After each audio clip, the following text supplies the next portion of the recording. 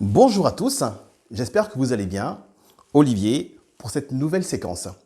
Aujourd'hui, question très importante. J'ai envie de m'interroger sur le diplôme et plus précisément, est-il la seule unité de mesure de la compétence d'une personne au travail? Question vaste et à la fois question très importante. Il est vrai qu'en France, le diplôme est sacralisé. Et je le comprends bien, et c'est quelque chose de très important. Mais cependant, est-ce qu'une personne moins diplômée a-t-elle pour autant moins de chances d'y arriver? Les grands groupes, la plupart des grandes entreprises recherchent le trésor, recherchent une personne qui a son bac plus 5 en telle matière, son bac plus 5 en ceci, son doctorat. Et c'est comme ça que c'est depuis quasiment la nuit de temps. Mais que fait-on des autodidactes? Sont-ils pour autant moins capables de faire et d'accomplir certaines choses que les personnes les plus diplômées? Je prends pour exemple mon parcours personnel où je suis autodidacte.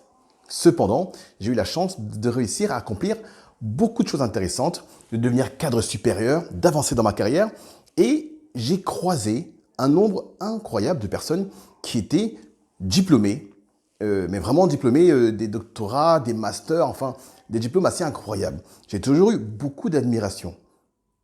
Pourtant, le temps passant, l'admiration qui était la mienne envers ces personnes s'est souvent retrouvée confrontée au fait que plus je les côtoyais, et puis je me demandais, mais qu'ont-ils réellement de plus que moi? Je suis commercial, moi, dans ma carrière, et je crois effectivement que le diplôme dépend vraiment du type de métier. Pourquoi? Je pense que par exemple, quelqu'un qui va étudier les mathématiques, l'astronomie, ce genre de choses, naturellement, ce ne sont pas des métiers ou des compétences qu'on acquiert tout seul dans son coin.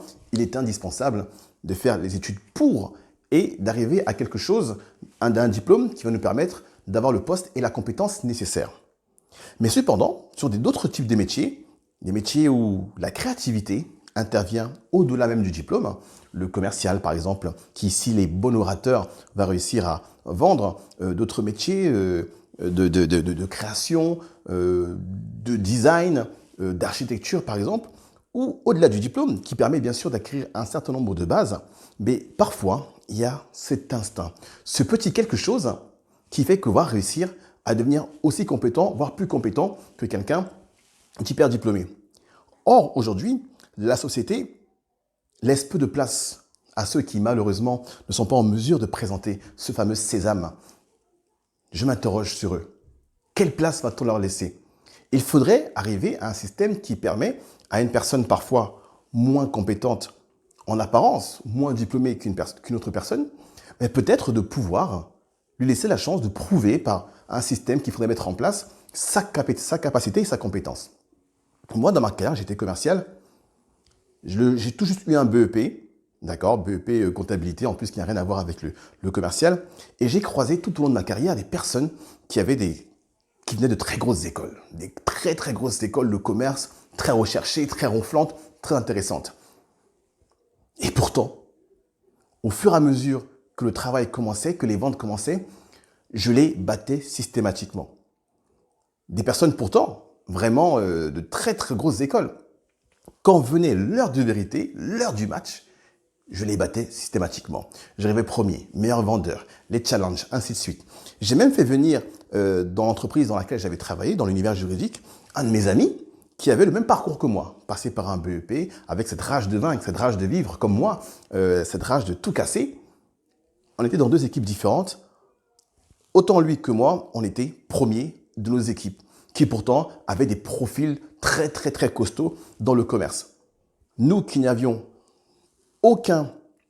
rien de leur parcours, nous qui n'avions pas fait leurs grandes écoles, nous qui n'avions pas du tout le même parcours, le même cursus, quand l'heure de vérité est venue, on a battu tout le monde, systématiquement, chaque année, avec des challenges, des récompenses, ainsi de suite. Donc effectivement, je me suis dit, faudrait-il pas parfois repenser le système? Peut-être que quand on recrute un commercial, peut-être lui laisser la chance, peut-être lors d'une épreuve de préalable à l'entretien, un test de vendre quelque chose, et de voir comment ils se débrouillent. Et des fois, vous serez surpris de voir que cette rage de vaincre, mais elle vous fait dépasser des montagnes et que finalement, une entreprise, plutôt que des fois se flatter d'avoir une personne qui vient de telle grosse école pour travailler là, en fait, va se dire, moi, ce que je veux, c'est que mon commercial, il me vende mon produit, qu'il développe la marque. Et quelque part, l'école dans laquelle il vient, eh bien, je m'en fous. Je veux que quand il arrive, il comprenne de quoi il s'agit. Et voilà. Et beaucoup de personnes qui sont souvent moins diplômées sont justement passées par des métiers un peu plus, allez, je dirais un peu, bien sûr, moins ronflant. Vous savez, les plateformes téléphoniques, les plateformes où vous appelez 300 appels par jour, on vous met la pression, vous n'avez même pas le droit d'aller faire pipi, tout ça. Vous qui m'écoutez, vous êtes sans doute passé par là. Pour certains d'entre vous, vous savez de quoi je parle.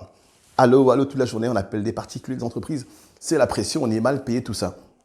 Cependant, on n'imagine pas à quel point c'est formateur. Et qu'une personne qui a parfois été, elle, dans des grosses écoles, quand elle va arriver sur le terrain, va manquer de cette hargne-là, de cette technicité-là, de cette capacité à passer 300 appels par jour. Je parle là de la fonction qui est la mienne parce que c'est là que j'ai évolué. Mais cela se duplique dans tellement d'autres métiers, dans tellement d'autres endroits que, bien entendu, je suis convaincu qu'une personne parfois moins diplômée peut réussir sur un poste mieux qu'une personne beaucoup plus capée. Et c'est là qu'il faut s'interroger. C'est pour ça que vous qui m'écoutez, je l'espère, et qui parfois peut-être complexés devant d'autres candidatures, complexés devant d'autres postes, complexés devant tant d'autres choses, il y a une chose qu'il est important de faire pour vous, c'est d'oser. Dès l'instant que vous osez, la seule chose que vous risquez, c'est de gagner. Parce que vous partez de trop loin pour perdre. Vous partez de trop loin pour échouer. Quand on est en bas de l'arbre, on ne peut pas tomber plus bas. Vous ne pouvez que le remonter. Quel que soit votre profil, n'ayez pas peur. Si vous pouvez passer des diplômes pour compléter après votre compétence, votre profil, votre carrière, n'hésitez pas. La France est un pays pour qui les diplômes, c'est très important. Et je le reconnais, c'est très important. Et bien entendu, il faut récompenser les personnes qui ont été bonnes à l'école. Et il est hors de question de dire que de renverser un petit peu les choses en disant que fini les diplômes, seul compte la volonté. Bien sûr que non. Le diplôme est une véritable valeur. Mais cependant, est-elle la seule valeur à prendre en compte? Moi, je ne le crois pas. Je vous laisse à cette réflexion. Bye.